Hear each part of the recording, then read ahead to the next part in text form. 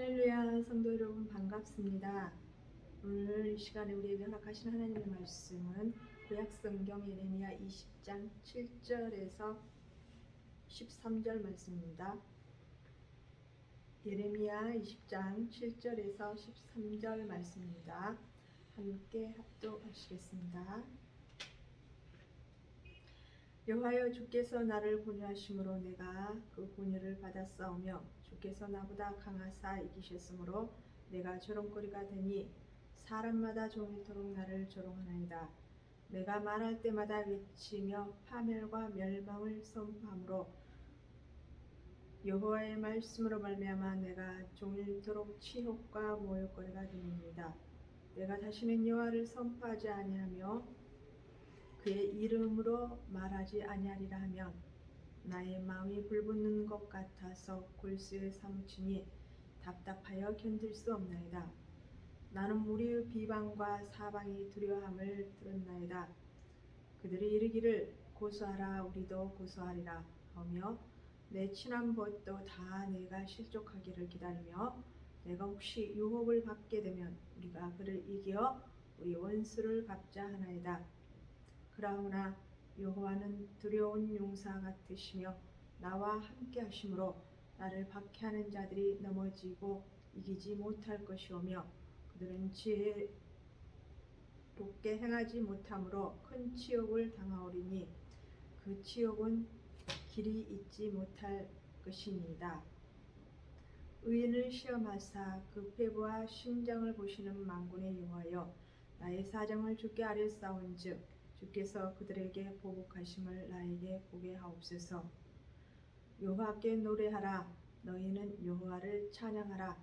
가난한 자의 생명을 해악자의 손에서 구원하셨음이니라. 아멘. 오늘 본문 말씀을 요약하겠습니다. 예레미야 선지자가 하나님께서 주시는 말씀을 그대로 선포하는 참 선지자였습니다.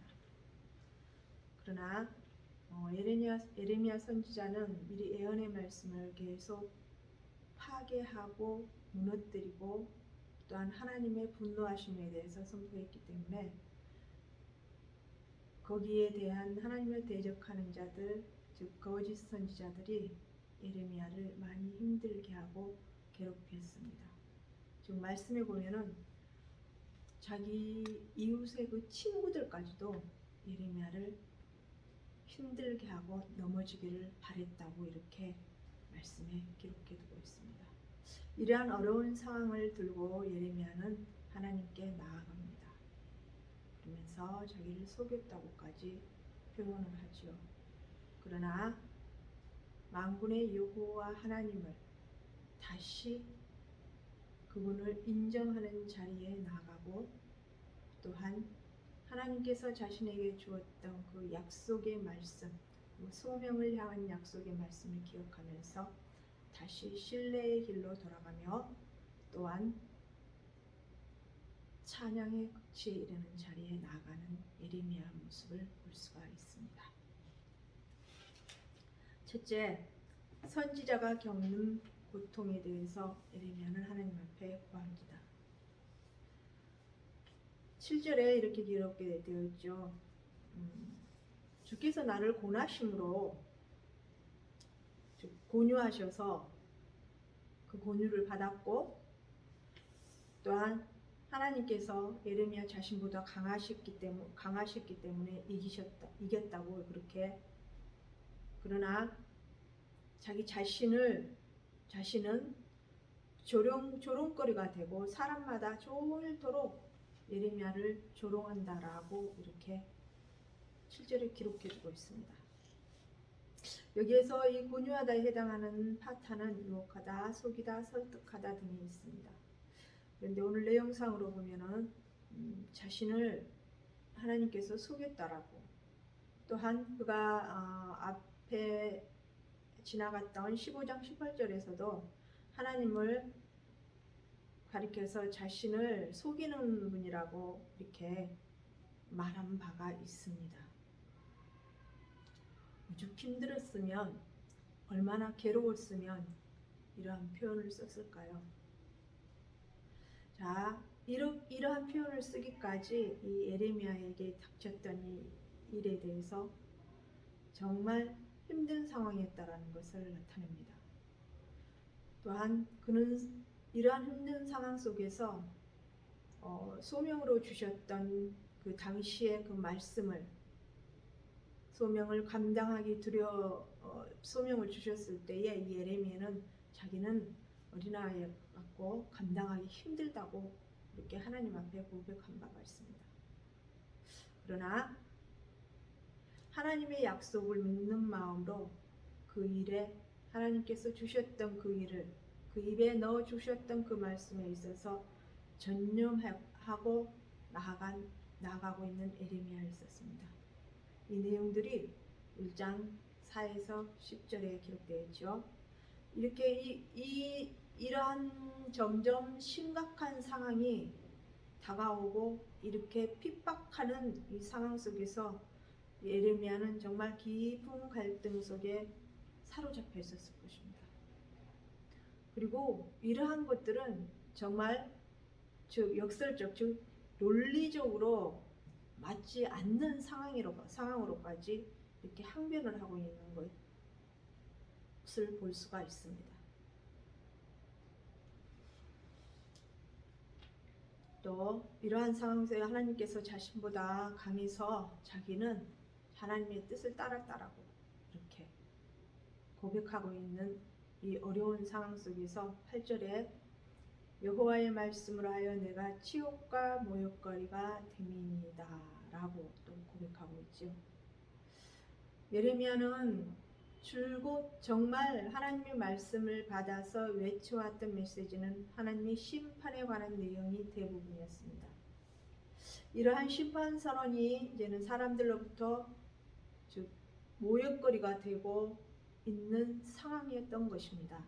한편 전반절에 외치다, 이 자크란 동사, 또한 부르짖다, 카라란 동사는 즉 그 뜻이 공격적이고 큰 소리로 선언한다는 인상을 내포하고 있습니다. 그것들을 또한 전달하고 있는 거죠.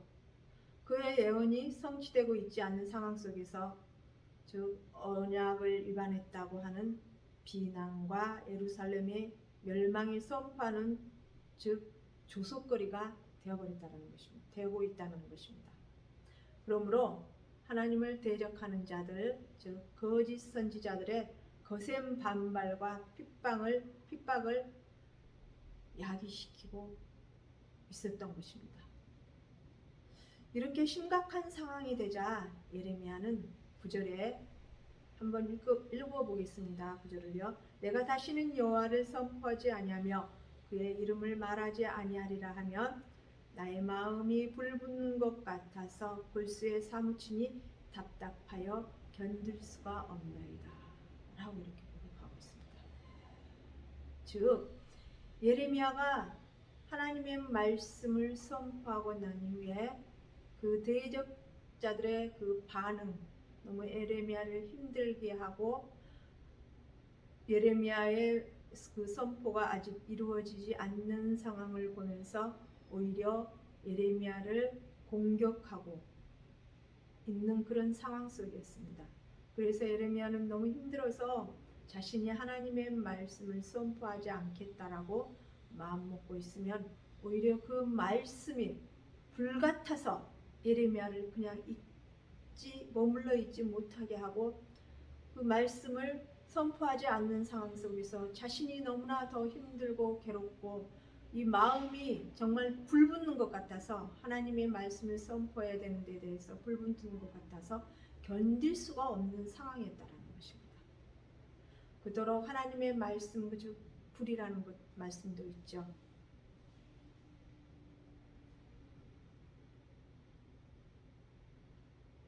즉 핍박받는 상황에서 선지자가 가장 손쉽게 취할 수 있는 일은 그 일을 포기하고 싶은 마음이 많이 있었을 것입니다. 즉 하나님께서 주신 그 말씀도 그냥 침묵해버리고 선포하지 않는 그런 상황을 만들어가고자 하는 그런 심리적인 괴로움도 많이 있었을 것입니다. 그러나 말씀이 불과 같아서 속에서 아예 담아줄 수가 없었다라고 이렇게 합니다. 답답하여 라는 이 히브리어라 하는 기진하다의 뜻으로서 거의 죽을 지경에 이르게 된 상태를 의미합니다. 즉 그러니까 하나님께서 주신 이 말씀을 선포하지 아니하면 이 에레미야는 불같은 이 말씀이 이 답답함으로 인하여서 자기 자신이 거의 죽을 지경에 이르기까지 되었다라는 것입니다.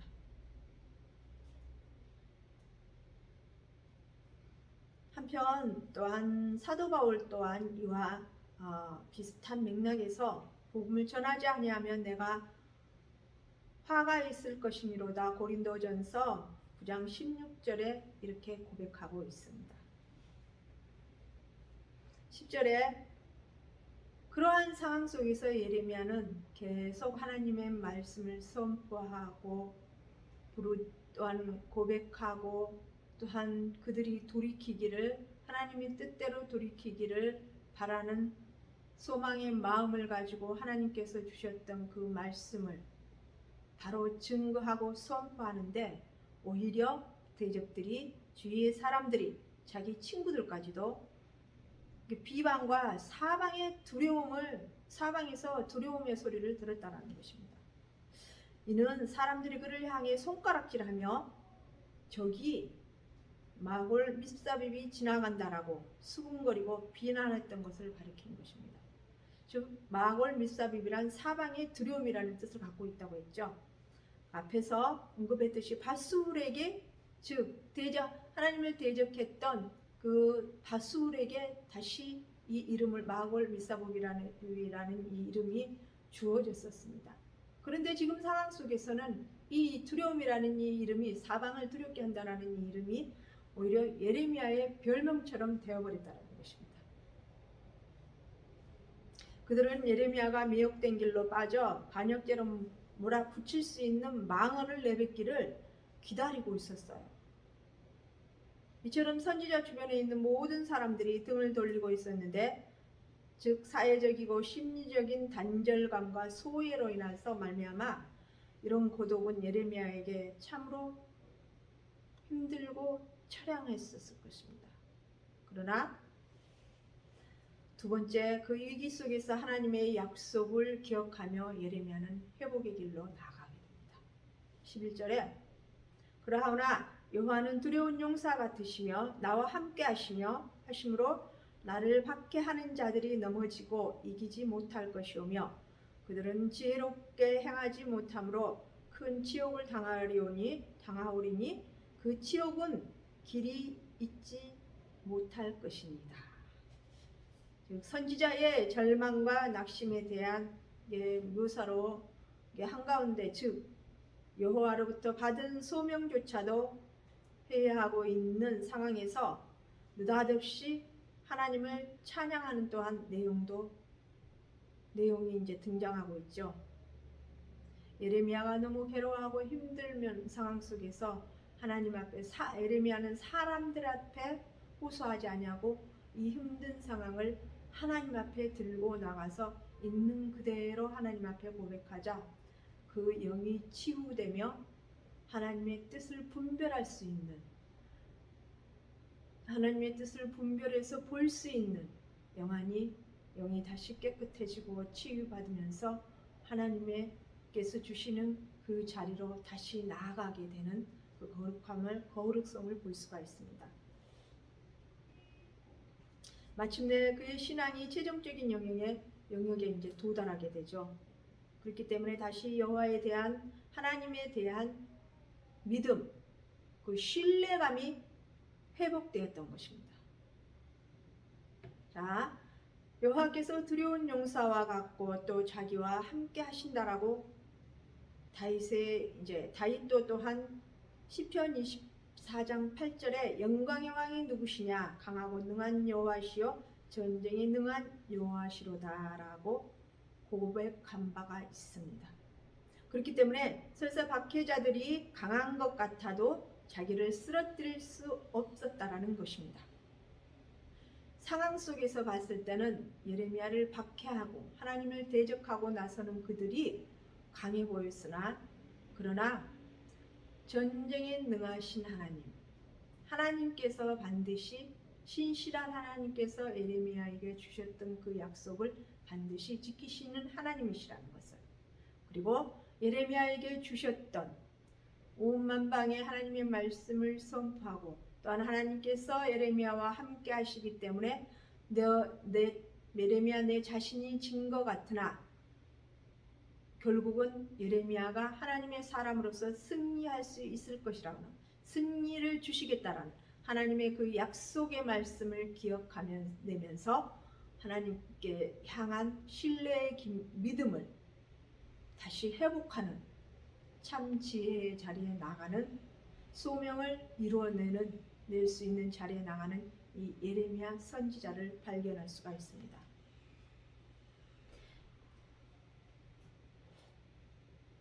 또한 예레미야는 하나님께서 자신을 부르실 때 주신 말씀, 예레미야 1장 18절에서 19절 말씀 한번 읽어드리겠습니다. 보라, 내가 오늘 너를 그 온 땅과 유다 왕들과 그 지도자들과 그 제사장들과 그 땅 백성 앞에 견고한 성읍 새 기둥 노성벽이 되게 하였은즉 그들이 너를 치나 너를 이기지 못하리니 이는 내가 너와 함께 함이라. 너를 구원할 것임이라. 여호와의 말씀이니라. 하나님께서 예레미야에게 주셨던 그 약속을 기억하며 다시 일어났던 이 예레미야를 볼 수가 있습니다. 즉 우리도 역시 마찬가지로 현재 신앙생활을 하고 있을 때에 어느 한 사람이라도 정말 이 땅에 보내시는 데 있어서 거저 보내시지를 않았다라는 것입니다. 하나님께서는 각자를 향해서 어느 자리에 있든지 간에 그들에게 가정에서의 소명이든지 각 단체에서 소명이든지 개인 자신이 이루어 나갈 소명이든지 그 무슨 소명이든지 하나님의 영광을 위해서 승리를 주실 것이라는 것을 결코 우리는 그 신실한 믿음을 저버리지 말아야 될 것입니다. 12절 말씀에는 의인의 패부와 심장을 보시는 만군의 여호와여, 나의 사정을 주께 아뢰었사온즉 주께서 그들에게 보복하심을 나에게 보게 하옵소서, 이렇게 고백하고 있습니다.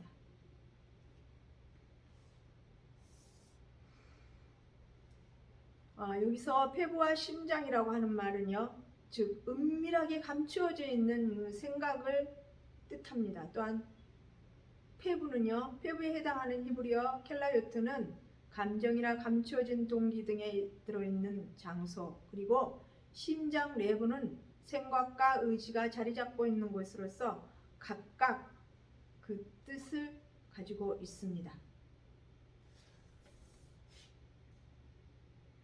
그러니 또한 예레미야 10장 18절 말씀에 이렇게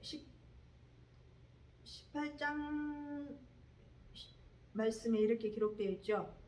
그들이 말하기를 오라 우리가 꾀를 내어 예레미야를 치자. 제사장에게서 율법이 지혜로운 자에게서 책략이 선지자에게서 말씀이 끊어지지 아니할 것이니 오라 우리가 혀로 그를 치고 그의 어떤 말에도 주의하지 말자 하나이다.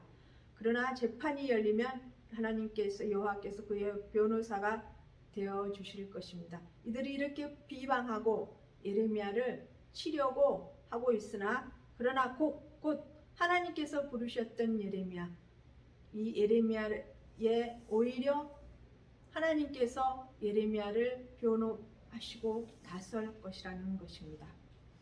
13절에 가난한 자의 생명을 행악자의 손에서 구원하셨습니다.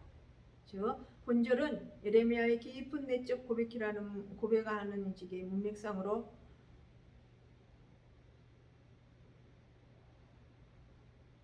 볼 수가 있는데요. 그러나 시편의 얘기들도 종종 본문과 같은 신앙의 믿음의 내용을 포함하고 있음을 살펴볼 수가 있습니다. 또한 시편 6장 8에서 9절 보면요, 악을 행하는 너희는 다 나를 떠나라. 여호와께서 내 울음소리를 들으셨도다. 여호와께서 내 간구를 들으셨으며 여호와께서 내 기도를 들으시미로다. 이 본절의 영어에 있어서는 예레미야에게 익숙한 표현들이라고 할 수가 있습니다. 행악자의 손에서라는 표현은 15장 21절과 21장 12절 그리고 23장 14절 등에 나타나는 그 행악자의 손에서 구원한다라는 표현은 이곳과 23장 14절에 또한 등장하고 있습니다. 그리고 여기서는 특히 신앙의 돈독한 사람을 가리키는 것으로, 즉 하나님 앞에 믿음을 신실하게 지켜나가는 자들을 향하여서 하나님께서 지켜 보호하신다는 것을, 하나님만을 의지하는 자는 세상적으로 가난한 경건자일 수밖에 없을 것입니다.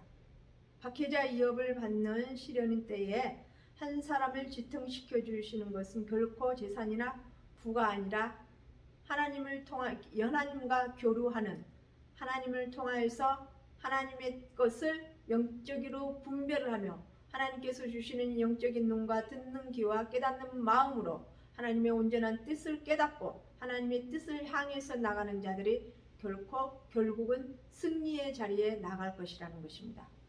결론적으로 하나님을 온전히 의지했던 예레미야 선지자를 통해서 우리는 무엇을 배워야 할까요?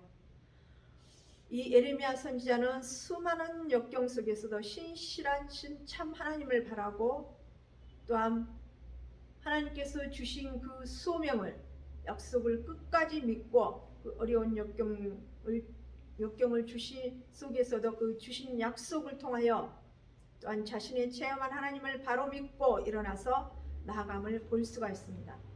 또한 저와 우리 성도님들 역시 마찬가지로 상황이 불편해 보이고 상황이 힘들더라도 하나님께서 주신 그 소명에, 각자에게 주신 그 약속을 끝까지 붙들므로 말미암아 믿음으로, 좀 마지막 때에는 하나님께서 신약 성경에 이렇게 기록되어 있는 말씀도 있죠. 마지막 때에 너희들에게 믿음을 볼 수가 있겠느냐라고. 그러나 정말 신실하게 어떠한 어려운 상황 속에서도 하나님께서 주시는 그 소명의 말씀, 그 소명의 뜻을 끝까지 믿고 지켜나가는 자가 하나님께서는 그 믿음을 보시고 결코 꼭 주셨던 그 소명의 자리에 반드시 설 수 있도록 이끌어내실 것입니다. 이러한 신실한 하나님을 믿고 의지하고 나가는 것, 마지막 때가 가까울수록 우리의 믿음을 하나님을 향해서 지켜나가는 것이 얼마나 중요한지 우리는 분명히 알고 깨달아야 될 것입니다. 기도하겠습니다. 살아계신 하나님 아버지 감사합니다. 은혜와 긍휼의 하나님 아버지 감사합니다. 예레미야가 정말 하나님의 참 말씀을 선포하고 있을 때에 하나님 그 대적자들의 예레미야를 너무나 힘들게 하고 어렵게 하고 있는 상황 속에서도, 그러나 그 상황 속에서 힘들고 지쳐 있을 때도 하나님, 이 예레미야는 사람들에게 가서 하소연하거나 사람들에게 가서 자신의 힘든 것을 표현하는 것이 아니라 하나님 앞에 믿음으로 하나님 무릎으로 나아갔던 이 예레미야를 살펴볼 수가 있습니다. 그리고 또한 하나님께서 주셨던 그 소명을 다시 기억해내면서 신실한 하나님을 믿고 의지하며 끝까지 달려나갈 수 있는 이 영적인 힘을 소유하면서 하나님 앞에 다시 새로운 길을 찾아 나아가는 지혜를 볼 수가 있습니다. 하나님, 우리도 또한 주신 소명을 따라서 저희들 포기하지 않고 끝까지 신실하신 하나님을 믿고 나아가면서 하나님의 약속을 믿고 나아가면서 아버지께서 원하시는 길, 아버지께서 원하시는 뜻, 아버지께서 원하시는 그것이 무엇인지 분명히 분별할 수 있는 영적인 참 지혜를 부어주시고 온전한 주의 뜻을 발견할 수 있는 참 소망의 자리에서 승리할 수 있도록 우리를 끝까지 붙들어 주시고 인도하시고 함께하여 주시길 원하며 거룩하신 주 예수 그리스도 이름 받들며 감사하며 기도 올리옵나이다. 아멘.